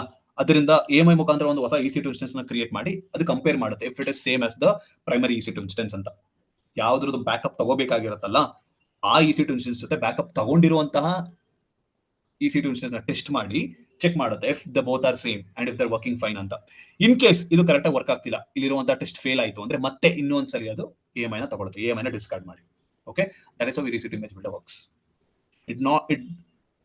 It does not just take the AMI, it also tests the AMI whichever is taken. And if the test is unsuccessful, it will discard that AMI and it will again retake the AMI. ಆಯ್ತಾ. ಮತ್ತೆ once the AMI test is successful, it is made ready to be either moved to different regions or availability zones. ಆಯ್ತಾ. So that is how your EC2 image builder works. Okay, so ನಾವು ಇಷ್ಟೊತ್ತು EBS volume ಬಗ್ಗೆ ಮತ್ತೆ ಒಂದು EC2 instance backup ಮತ್ತೆ EBS volume backup ನ ತಗೊಳ್ಳೋದ್ರ ಬಗ್ಗೆ discuss ಮಾಡಿದ್ವಿ. ಆಯ್ತಾ. So now there is another storage service which can be attached to your EC2 instance. Okay, so ನಾವು ಇಷ್ಟೊತ್ತು ಒಂದು EBS ವಾಲ್ಯೂಮ್ ಅನ್ನುವಂತಹ ಸ್ಟೋರೇಜ್ ಸರ್ವಿಸ್ ಬಗ್ಗೆ ಡಿಸ್ಕಸ್ ಮಾಡಿದ್ವಿ which can be attached to the EC2 instance. Okay, now there is another storage service which can be attached to the EC2 instance. ಇದನ್ನ ನಾವು EC2 instance store ಅಂತ ಕರಿತೀವಿ. ಆಯ್ತಾ. And unlike your EBS volume, this is a physical device which is attached to the EC2 instance through wires and cables. ಆಯ್ತಾ, ನಿಮ್ಮ EBS volume ನ ನೀವು EC2 instance ಗೆ ನೀವು ನೆಟ್ವರ್ಕ್ ಡ್ರೈವ್ಸ್ ಮುಖಾಂತರ ಅಟ್ಯಾಚ್ ಮಾಡ್ತೀರಾ. ಬಟ್ ಈ EC2 ಇನ್ಸ್ಟೆನ್ಸ್ ಸ್ಟೋರ್ ಇದೆಯಲ್ಲ, ಈ EC2 ಇನ್ಸ್ಟೆನ್ಸ್ ಸ್ಟೋರ್ ನ ನೀವು physically in the data center using wires and cables will be attach to the EC2 instance. ಏನ್ ಡಿಫರೆನ್ಸ್ ಇದಕ್ಕೂ ಅದಕ್ಕೂ? Your EBS volume is a wireless connection and your EC2 instance store is a wired connection. And the major difference which you see between wired and wireless communication is the performance. Aita? So performance anta tagondaga, how quickly you want to read the data from the storage, how quickly you want to write the data to the storage, adanna ನಾವು EC2 instance store ಅಲ್ಲಿ efficient ಆಗಿ ನೋಡಬಹುದು. ಆಯ್ತಾ? So you will get better input output performance in your EC2 instance store because it is a wired connection. It is a physical connection between the EC2 instance and the EC2 instance store. ಅದಕ್ಕೋಸ್ಕರ the input output performance, the data read and writes to the storage will be very quick and very fast. Okay, so basically EBS volume compare ಮಾಡ್ಕೊಂಡ್ರೆ ನೀವು ಡೇಟಾನ read and write operation ತುಂಬಾ fast ಆಗಿ ಮಾಡಬಹುದು EC2 instance store ಅಲ್ಲಿ. So basically EBS volume ಅಲ್ಲಿ time ಸ್ವಲ್ಪ ಜಾಸ್ತಿ ತಗೊಳುತ್ತೆ. It is varying in just milliseconds ಅಲ್ಲಿ ವೇರಿ ಆಗುತ್ತೆ ಅಷ್ಟೇ. ಆಯ್ತಾ, ನೀವು ಡೇಟಾನ ಫೆಚ್ ಮಾಡಕ್ಕೆ EBS ವಾಲ್ಯೂಮ್ ಇಂದ it will take some time, and for in your EC2 instance store it will take very less time to fetch the data. So now ಈ ತರ EC2 instance store ನೀವು ಏನೇನ್ ಪರ್ಪಸ್ ಗೆ use ಮಾಡಬಹುದು ಅಂದ್ರೆ, in case ಏನಾದರೂ testing activity ಇದ್ರೆ, ಟೆಂಪರರಿಲಿ ಏನಾದ್ರು ಕಂಟೆಂಟ್ ನ ಸ್ಟೋರ್ ಮಾಡಬೇಕು ಅಂದ್ರೆ, ಏನೋ ಒಂದು ಬೇಗ ಡೇಟಾನ ಫೆಚ್ ಮಾಡಿ ಅದರಲ್ಲಿ ಏನೋ ಒಂದು ಆಕ್ಟಿವಿಟಿನ ಮಾಡಬೇಕು ಅಂತ ಇದ್ರೆ, in those scenarios you can make use of EC2 instance store. ಆಯ್ತಾ? ನಾವು what is the limitation of EC2 instance store is, in case ನೀವು ಏನಾದರೂ ಒಂದ್ಸಲ EC2 instance ಸ್ಟಾಪ್ ಮಾಡೋದು ಅಥವಾ ರೀಸ್ಟಾರ್ಟ್ ಮಾಡಿದ್ರೆ your EC2 instance store, whatever the data that you would have stored, that will be lost. Aita? Complete wash out agogbidute. That is the limitation we have in EC2 instance store. So basically EC2 instance store na ನೀವು ಏನಾದರೂ ಬರೀ temporary content store ಮಾಡಕ್ಕೆ ಅಥವಾ ಏನಾದರೂ activity, testing activity ಈ ತರ ಏನಾದರೂ ಇದ್ರೆ, in those kind of scenarios you can make use of EC2 instance store. ಆಯ್ತಾ? So you can't retain the data. If you want you have to take additional backups.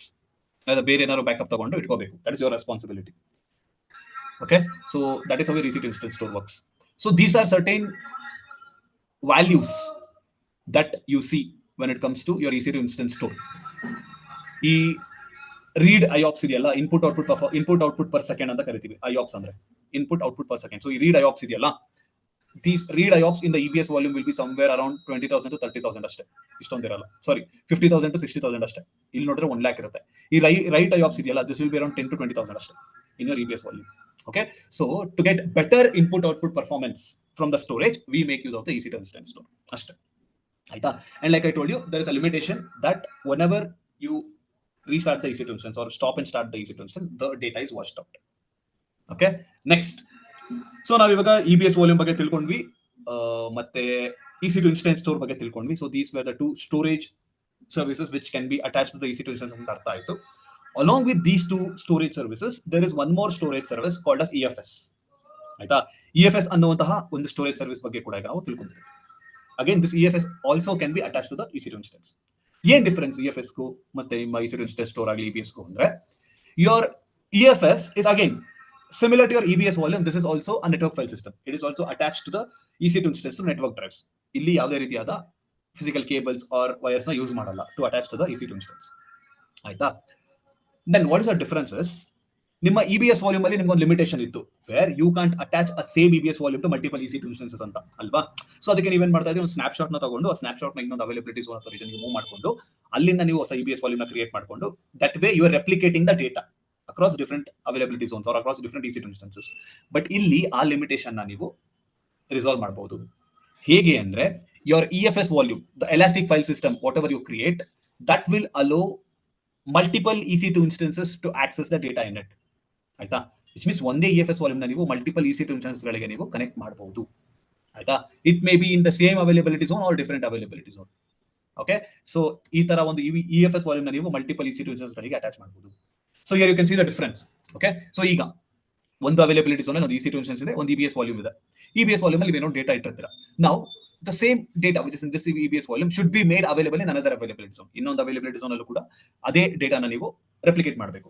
You can't directly move the EBS volume. So instead what you do is you take a snapshot, you restore the snapshot, then the EBS volume gets created. ಅವಾಗ ಇಲ್ಲಿ ಏನು data ಇರುತ್ತೆ ಅದರ ತೆಗೆದು replication create ಆಗಿರುತ್ತೆ. Okay, ಈಗ let's see in EFS same ಅದೇ ತರ ರಿಕ್ವೈರ್ಮೆಂಟ್ ಇದೆ. ಇಲ್ಲಿ ಒಂದು ಅವೈಲಬಿಲಿಟಿ ಒಂದು EC2 ಇನ್ಸ್ಟೆನ್ಸ್ ಇದೆ, EC2 ಇನ್ಸ್ಟೆನ್ಸ್ ಒಂದು EBS ವಾಲ್ಯೂಮ್ ಅಟ್ಯಾಚ್ ಆಗಿರುತ್ತೆ.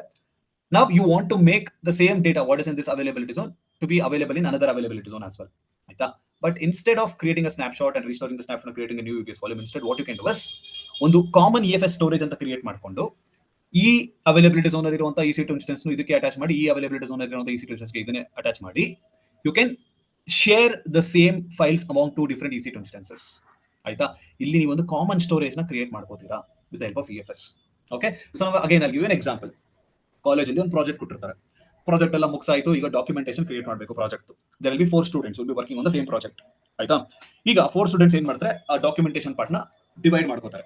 ದ ಫಸ್ಟ್ ಪೇಜ್ ಡಿಸೈನು ಇದನ್ನೆಲ್ಲ ಒಬ್ರು ತಗೋತಾರೆ, then the preface acknowledgement contents ಇದೆಲ್ಲ ಇರುತ್ತಲ್ಲ ಅದನ್ನ ಇನ್ನೊಬ್ರು ತಗೋತಾರೆ, then finally the main part, the contents of the documentation description ಇದೆಲ್ಲ ಅವ್ರು ತಗೋತಾರೆ, ಅಂಡ್ ಫೈನಲಿ ಕನ್ಕ್ಲೂಷನ್ ಪಾರ್ಟ್ ಇನ್ನೊಬ್ರು ತಗೋತಾರೆ. So 4 parts of the documentation are divided by 4 different people. So ನಾವ್ ಏನ್ ಒಂದು ಅಪ್ರೋಚ್ ಇವ್ರು ಏನ್ ಮಾಡ್ತಾರೆ ಅಂದ್ರೆ ಅವ್ರ ಒಂದು ಪೆನ್ ಡ್ರೈವ್ ಇಟ್ಕೋತಾರೆ. ಆಯ್ತಾ?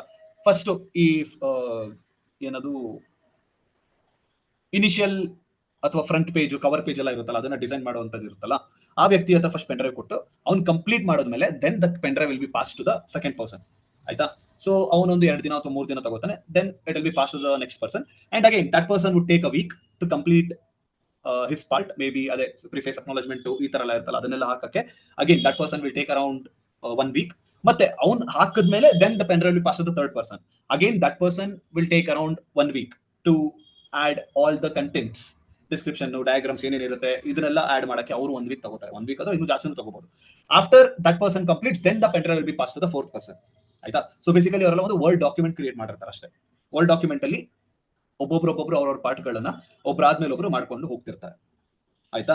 And finally the pen drive will pass to the fourth person. Again that person will take around a week to completely complete the documentation, adding conclusion ಮತ್ತೆ ಏನೇನಿರುತ್ತೆ ಚೇಂಜಸ್ ಅದನ್ನೆಲ್ಲ ವೆರಿಫೈ ಮಾಡಿ ಕಂಪ್ಲೀಟ್ ಮಾಡಕ್ಕೆ ಅವ್ರನ್ನ 1 weak ತಗೋತಾರೆ. ಹಂಗೋ ಈಗ 1 ತಿಂಗಳು ಆಗೋಗ್ಬಿಡುತ್ತೆ. ಆಯ್ತಾ? Instead what they can do is ಈ ತರ ಒಂದೇ ವರ್ಡ್ ಡಾಕ್ಯುಮೆಂಟ್ ಒಂದು ವರ್ಡ್ ಡಾಕ್ಯುಮೆಂಟ್ ಅಲ್ಲಿ ಒಂದು ಪೆನ್ ಡ್ರೈವ್ ಅಲ್ಲಿ ಒಂದು ವರ್ಡ್ ಡಾಕ್ಯುಮೆಂಟ್ ನ ಕ್ರಿಯೇಟ್ ಮಾಡ್ಕೊಂಡು ಒಬ್ಬರಾದ್ಮೇಲೆ ಒಬ್ರು ಪೆನ್ ಡ್ರೈವ್ ನ ಶೇರ್ ಮಾಡ್ಕೊಂಡು ಈ ತರ ಕ್ರಿಯೇಟ್ ಮಾಡೋ ಬದಲು they can configure centralise storage. ಆಯ್ತಾ? ಲೈಕ್ ಒಂದು ಗೂಗಲ್ ಡ್ರೈವ್ ಅಥವಾ ಯಾವುದೋ ಒಂದು ಸೆಂಟ್ರಲೈಸ್ ಸ್ಟೋರೇಜ್ ಅಂತ ಕಾನ್ಫಿಗರ್ ಮಾಡ್ಕೊಂಡು ಅಲ್ಲಿ ಅವ್ರು ಏನ್ ಮಾಡ್ಬೋದು ಅಂದ್ರೆ ಒಂದೇ ವರ್ಡ್ ಡಾಕ್ಯುಮೆಂಟ್ ಮೇಲೆ ಸೈಮಲ್ಟೇನಿಯಸ್ ಆಗಿ ಅವರು ವರ್ಕ್ ಮಾಡಬಹುದು. All the 4 people can work simultaneously on a centralise word document. ಆಗೇನಾಗುತ್ತೆ, 1 ತಿಂಗಳು ಅಂತ ಬಂತು ಅದನ್ನ 1 ವೀಕ್ ಅಲ್ಲೇ ಕಂಪ್ಲೀಟ್ ಮಾಡಬಹುದು. Because everyone will be working on the same word document simultaneously. ಈ ಕಡೆ ಫಸ್ಟ್ ಪೇಜ್ ನಡೀತಿರುತ್ತೆ, ಸೆಕೆಂಡ್ ಪೇಜ್ ನಡೀತಿರುತ್ತೆ, ಥರ್ಡ್ ಫೋರ್ತ್ ಎಲ್ಲ 4 parts also will be completed. ಆಯ್ತಾ? So your EFS volume what you are seeing here, this is acting like a centralise storage. ಆಯ್ತಾ? ಇಲ್ಲಿ ಒಟ್ಟಿಗೆ ನೀವು ಮಲ್ಟಿಪಲ್ EC2 ಇನ್ಸ್ಟೆನ್ಸಸ್ ಗಳಿಂದ ನೀವು ಫೈಲ್ಸ್ ಗಳನ್ನ ಆಕ್ಸೆಸ್ ಮಾಡಬಹುದು. Okay, that is how your EFS volume works. Again ಈ EFS ವಾಲ್ಯೂಮ್ ಅಲ್ಲಿ ಕೂಡ ಒಂದು ಇನ್ಫ್ರೀಕ್ವೆಂಟ್ ಆಕ್ಸೆಸ್ ಟೈರ್ ಅಂತ ಇದೆ. So in case if there is any data that is not accessed for a particular number of days, then the data can be moved to the EFS infrequent access. ಆಯ್ತಾ?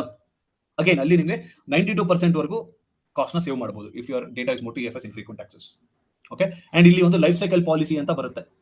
ಇನ್ the life cycle policy you can mention how many number of days after which the files have to be moved to EFS infrequent access ಅಂತ. ಆಯ್ತಾ? ನೀವು ಅದನ್ನು ಕೂಡ mention ಮಾಡ್ಕೋಬಹುದು life cycle ಪಾಲಿಸಿಯಲ್ಲಿ. So considering whatever the values you mention in life cycle policy, the EFS volume will move the data from standard to infrequent access storage to save the cost.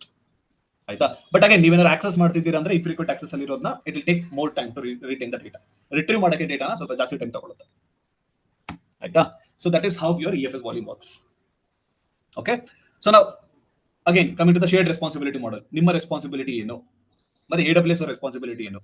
whenever you are using these storage devices, EBS volume ಆಗಲಿ, EFS volume ಆಗಲಿ ಅಥವಾ EC2 instance store ಆಗಲಿ, ಯಾವ್ದನ್ನೆಲ್ಲ use ಮಾಡ್ತಿದ್ದೀರಲ್ಲ, whenever you are using these storage services, what is your responsibility and what is AWS responsibility ಅಂತ ಈಗ ನೋಡೋಣ. As usual AWS ಅವ್ರು ಏನ್ ಹೇಳ್ತಾರೆ, ನಾವು ಬೇಸಿಕ್ ಇನ್ಫ್ರಾಸ್ಟ್ರಕ್ಚರ್ ಪ್ರೊವೈಡ್ ಮಾಡ್ತೀವಿ ಅಂತ AWS ಅವ್ರು ಹೇಳ್ತಾರೆ. Then whatever the data that is stored in EBS volume or the EFS drive. By default AWS ಅವರು ಒಂದು ರೆಪ್ಲಿಕೇಶನ್ ಕ್ರಿಯೇಟ್ ಮಾಡ್ಕೋತಾರೆ. So that whenever you try to access the data, it should be highly available. It should be available to the user anytime. So ಅದಕ್ಕೆ AWS ಅವರು ಏನ್ ಮಾಡ್ತಾರೆ, ಅವ್ರ ಕಡೆಯಿಂದ ಅವರೊಂದು ರೆಪ್ಲಿಕೇಶನ್ ಕ್ರಿಯೇಟ್ ಮಾಡಿ ಇಟ್ಕೊಂಡಿರ್ತಾರೆ. Then ಇನ್ ಕೇಸ್ ಡೇಟಾ ಸೆಂಟರ್ಗಳಲ್ಲಿ ಏನಾದ್ರು ಕೆಲವು ಸರ್ವರ್ಸ್ಗಳು ಕರೆಕ್ಟಾಗಿ ವರ್ಕ್ ಆಗ್ತಿಲ್ಲ, ಕರಪ್ಟ್ ಆಗಿದಾವೆ, ಹಾರ್ಡ್ವೇರ್ ಪ್ರಾಬ್ಲಮ್ಸ್ ಎಲ್ಲ ಇದಾವೆ ಅಂತ ಹೇಳಿದ್ರೆ, then those servers will be replaced. Those hardware components will be replaced time to time. ಆಯ್ತಾ? Next, they'll also make sure that any of the data you store in EBS volume or EC2 instance store or EFS volume, ಇದು ಯಾವುದನ್ನು ಯಾರನ್ನು access ಮಾಡದೇ ಇರೋ ತರ ನೋಡ್ಕೋತಾರೆ. ಆಯ್ತಾ? Now this is all AWS responsibility. Coming to your responsibility, ನಿಮ್ಮ ಕರ್ತವ್ಯಗಳೇನು? Backup ತಗೊಳ್ಳೋದು, ಸ್ನ್ಯಾಪ್ಶಾಟ್ ತಗೊಳ್ಳೋದು, ಇದೆಲ್ಲ ನಿಮ್ಮ ಕರ್ತವ್ಯ. ಏನಾದ್ರು EBS ವಾಲ್ಯೂಮ್ ಅಲ್ಲಿ ನೀವೇನಾದ್ರು ಡೇಟಾನ ಸ್ಟೋರ್ ಮಾಡಿದ್ರೆ ಅದನ್ನ ನೀವೇನಾದ್ರು ಬ್ಯಾಕಪ್ ತಗೋಬೇಕು ಅಂದ್ರೆ you can make use of snapshot to create the backup. And in case if you want, you can also encrypt the data. Option ಕೊಡ್ತಾರೆ ಅಷ್ಟೇ AWS ಅವರು, ಎನ್ಕ್ರಿಪ್ಟ್ ಬೇಕಿದ್ರೆ ಮಾಡ್ಕೊಳ್ಳಿ ಅಂತ. You can make use of the encryption feature. Then any of the data that you store in any of the devices or any of the storage services, that is completely your responsibility. ನೀವು accidental ಆಗಿ ಏನೋ delete ಮಾಡಿಬಿಟ್ಟು ಅದನ್ನ retrieve ಮಾಡದೇ ಇರೋ ತರ ಮಾಡ್ಕೊಂಡು ಮತ್ತೆ ನೀವು AWS ಅವ್ರ ಹತ್ರ ಹೋಗಿ ಕಂಪ್ಲೇಂಟ್ ಮಾಡೋಕ್ಕಾಗಲ್ಲ. It is your responsibility. And ನೀವು EC2 ಇನ್ಸ್ಟೆನ್ಸ್ ಸ್ಟೋರ್ ಯೂಸ್ ಮಾಡ್ತಿದ್ದೀರಾ ಅಂದ್ರೆ you should be very careful. ಏನೇ ಒಂದು ಇಂಪಾರ್ಟೆಂಟ್ ಡೇಟಾ ಅಥವಾ ಕ್ರಿಟಿಕಲ್ ಡೇಟಾ ಎಲ್ಲ ಇದ್ರೆ ಅದರಲ್ಲಿ ಸ್ಟೋರ್ ಮಾಡಕ್ಕೆ ಹೋಗಬಾರ್ದು. Because you can lose the data any time. As soon as you restart or stop and start the EC2 instance, the complete data will be washed out. Aita? So make sure you don't store any of the important or critical data in the EC2 instance. Aita? So that is about your storage services which you use with the EC2 instance. Okay? The main storage services which are compatible with the EC2 instance. Aita? Ega, there is one third-party file system on AWS. Okay? So ಇಷ್ಟೊತ್ತು ನಾವು ಒಂದು EC2 ಇನ್ಸ್ಟೆನ್ಸ್ಗೆ ಏನೇನು storage ಸರ್ವಿಸಸ್ಗಳನ್ನ use ಮಾಡ್ಬೋದು ಅಂತ ತಿಳ್ಕೊಂಡ್ವಿ. Okay, and there is also one of the third party system, file system in AWS. ಅದನ್ನ ನಾವು FSX ಅಂತ ಕರಿತೀವಿ, ಅಮೆಜಾನ್ FSX. ಆಯ್ತಾ? ಇದನ್ನ ಎಲ್ಲಿ ನಾವು ಯೂಸ್ ಮಾಡ್ತೀವಿ ಅಂದ್ರೆ, so let's say for example there is an organisation. ಆಯ್ತಾ? They are currently on premise. ಅವ್ರದ್ದು ಯಾವುದೇ ರೀತಿಯಾದ ಸ್ಟೋರೇಜ್ ಅಥವಾ ಏನೇ ಒಂದು ಕ್ಲೌಡ್ ಸೊಲ್ಯೂಷನ್ ಇಲ್ಲ. They are using their on premise applications. They are using their on premise environment. ಅವ್ರು ಏನೊಂದು ವೆಬ್ಸೈಟ್ ಹೋಸ್ಟ್ ಮಾಡಿರ್ತಾರಲ್ಲ ಅದನ್ನು ಕೂಡ ಅವರು ಅವರದೇ ಆದಂತಹ ಡೇಟಾ ಸೆಂಟರ್ ಅಲ್ಲಿ ಹೋಸ್ಟ್ ಮಾಡ್ಕೊಂಡಿರ್ತಾರೆ. ನಾವು ಅವರ ಸರ್ವರ್ಗಳಿಗೆ ಏನೊಂದು ಸ್ಟೋರೇಜ್ ಕಾನ್ಫಿಗರ್ ಮಾಡಿರ್ತಾರಲ್ಲ ಡೇಟಾ ಸೆಂಟರ್ ಅಲ್ಲಿ, that particular storage is full. ಆಯ್ತಾ? ಸೊ ಕಂಪ್ಲೀಟ್ ಈಗ ಸ್ಟೋರೇಜ್ ಫುಲ್ ಆಗೋಗ್ಬಿಟ್ಟಿದೆ. They have an option, either they have to purchase new storage units. ಮತ್ತೆ ಹೊಸದಾಗಿ ಸ್ಟೋರೇಜ್ ಯೂನಿಟ್ಸ್ಗಳನ್ನ ಅವ್ರು ಪರ್ಚೇಸ್ ಮಾಡ್ಕೋಬಹುದು ಫಾರ್ ದಿ ಸರ್ವರ್ಸ್, ಡೇಟಾನ ಸ್ಟೋರ್ ಮಾಡಕ್ಕೆ. They can't definitely increase because it is a local environment and they have to completely purchase a new hardware device. They have to completely purchase a new hardware storage to store the data. ಆಯ್ತಾ? ಈ ತರ ಸಿಚುಯೇಷನ್ಸ್ಗಳಲ್ಲಿ instead of purchasing a new storage unit or replacing a complete device, what they can do is they can expand their server storage onto Amazon using FSX. ಆಯ್ತಾ? FSX ಅನ್ನುವಂತಹ service ಮುಖಾಂತರ ಅವರು AWS ಅಲ್ಲಿ ಅವರ ಸ್ಟೋರೇಜ್ ನ expand ಮಾಡಬಹುದು. Their servers will be on on-premise environment itself. ಆಯ್ತಾ? ಇಲ್ಲಿ what are the previous scenarios we have seen, the server that is EC2 instance is in AWS account, but in this scenario their servers will be on on-premise environment itself. But ಆ ಸರ್ವರ್ಗೆ ಬೇಕಾಗಿರುವಂತಹ storage ಗಳನ್ನ ಇವ್ರು ಏನಾದ್ರು expand ಮಾಡಬೇಕು ಅಂತ ಹೇಳಿದ್ರೆ then they can make use of FSX and increase the storage on AWS. ಆಯ್ತಾ? So ಈ ತರ there are different communities which are already dependent on FSX. Lustre ಅಂತ ಒಂದು ಕಮ್ಯುನಿಟಿ ಇದೆ, ಲೆಸ್ಚರ್ ಅಂತ ಒಂದು ಆರ್ಗನೈಸೇಷನ್ ಇದೆ, ಅಂಡ್ ಹಾಗೆ ನೆಟ್ಆಪ್ ಆನ್ ಟ್ಯಾಪ್ ಅಂತ ಒಂದು ಆರ್ಗನೈಸೇಷನ್ ಇದೆ. They are also dependent on FSX to expand the storage on AWS. And Windows file system, in case ಏನಾದ್ರು ವಿಂಡೋಸ್ ಫೈಲ್ ಸರ್ವರ್ಗಳಲ್ಲಿ ನೀವೇನಾದ್ರು ಸ್ಟೋರೇಜ್ ಎಕ್ಸ್ಪ್ಯಾಂಡ್ ಮಾಡಬೇಕು ಅಂದ್ರೆ you can make use of FSX. Okay, so these are different storage solutions being provided by AWS.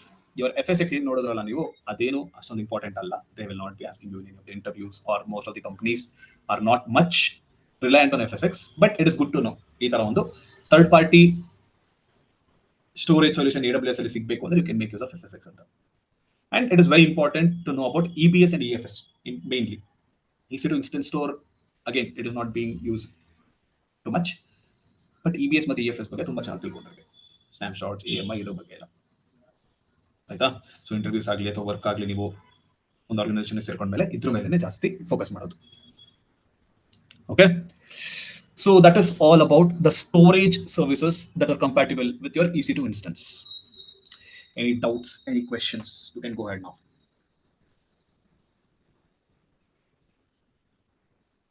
ಮತ್ತೆ S3 ಮತ್ತೆ ಇದರ ನಡುವೆ ಏನು ಫರಕ್? ಹಾ, S3 ಹೇಗೆ ಅಂದ್ರೆ that is a separate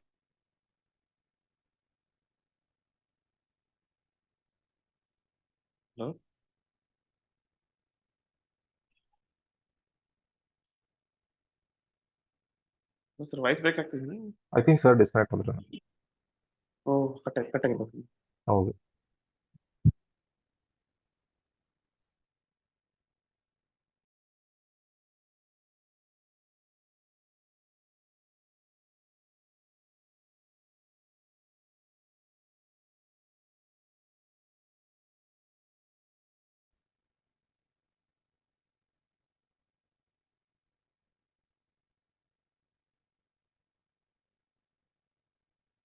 hello ಹೇಳಿ ಸರ್.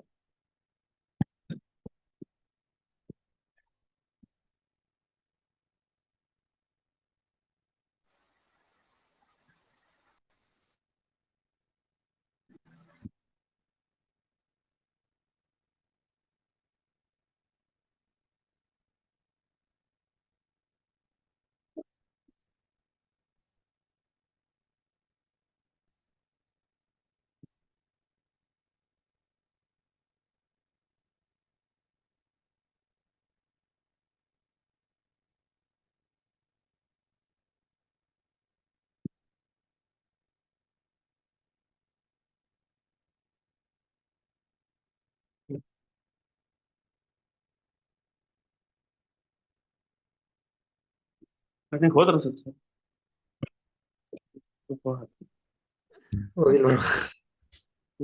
ವಾಪಸ್ ಕನೆಕ್ಟ್ ಆಗ್ತಾನೆ ಇರ್ಬೇಕು. ಮೇ ಬಿ ಆಗ್ಬೋದು. ವೇಟ್ ಮಾಡೋಣ 5 ಮಿನಿಟ್ಸ್ ಇಲ್ಲಾಂದ್ರೆ ವಾಟ್ಸಪ್ ಮೆಸೇಜ್.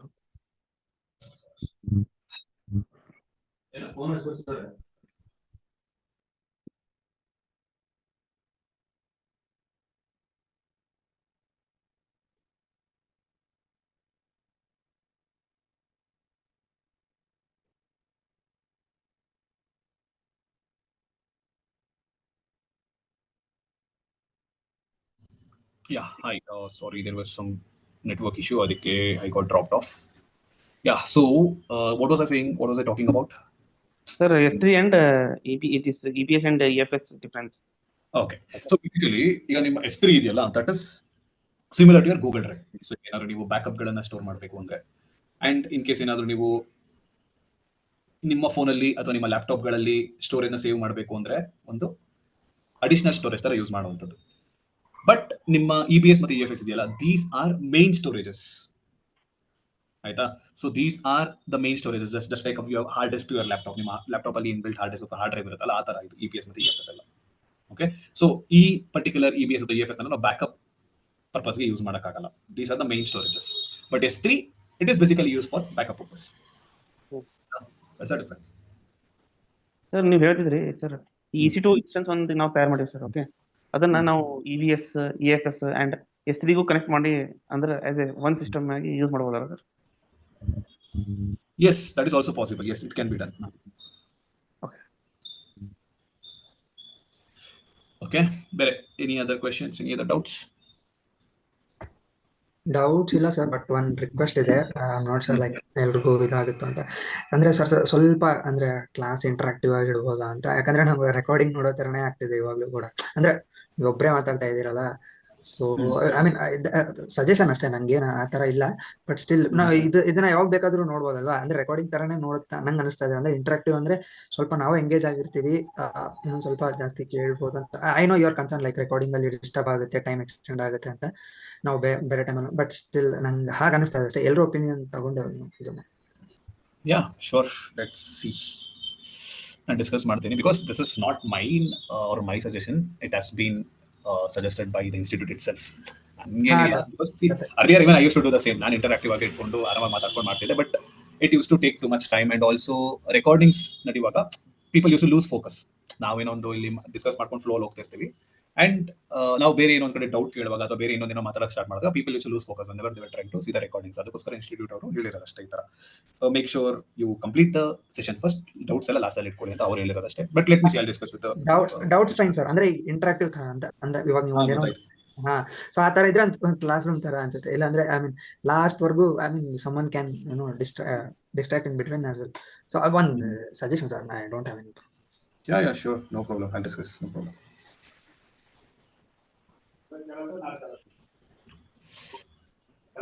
ಸರ್ ಇನ್ನೊಂದು ರಿಕ್ವೆಸ್ಟ್ ಸರ್, ಇಫ್ ಪ್ರತಿಯೊಂದು ಸೆಷನ್ ಅಲ್ಲಿ ನೀವು ಇಷ್ಟು ಥಿಯರಿಟಿಕಲಿ ಹೋಗ್ತಿರಲ್ಲ, so at the same time ನೀವು just inform us like which topic is good for interviews and which topic is important in certification exams. Sure. That will help, sir. Okay, sure. But sir, idu EBS snapshot. Sorry, go ahead, sir.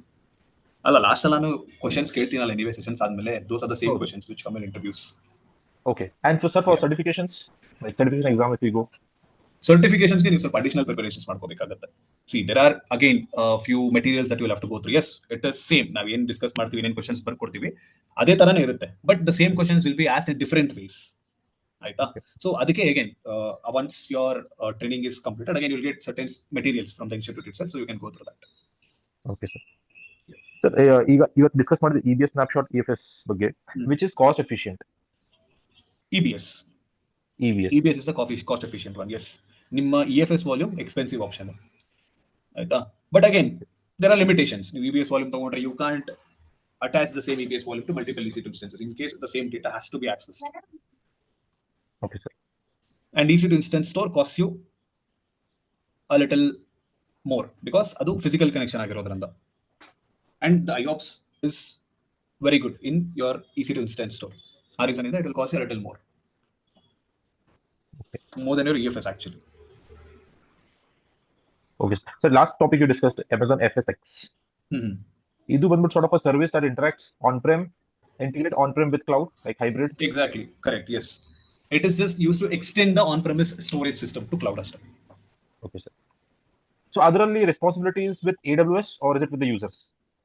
It is mainly handled by AWS itself. FSx ಎಲ್ಲ complete AWS ಅವರೇ ನೋಡ್ಬೋದು because that is recently released service ಅದು FSx ಅನ್ನೋದು ಆಯ್ತಾ. So still it is not 100% flexible for the user, so most of the configurations are handled by AWS itself.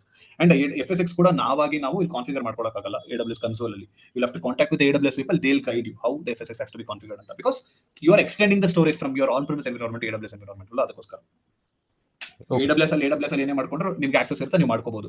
But you are creating a third party extension here. Third party services ನೀವು access ಮಾಡ್ತಿರೋದು. Again, there will be certain guardrails, there will be certain security features that have to be implemented in between. So ಅದಕ್ಕೋಸ್ಕರ AWS ಅವರು ಅದನ್ನೆಲ್ಲ ನೋಡ್ಕೋತಾರೆ. Okay, sir. Thank you. Okay. Cool. ಈಗ coming to the questions. So, expansion of EBS.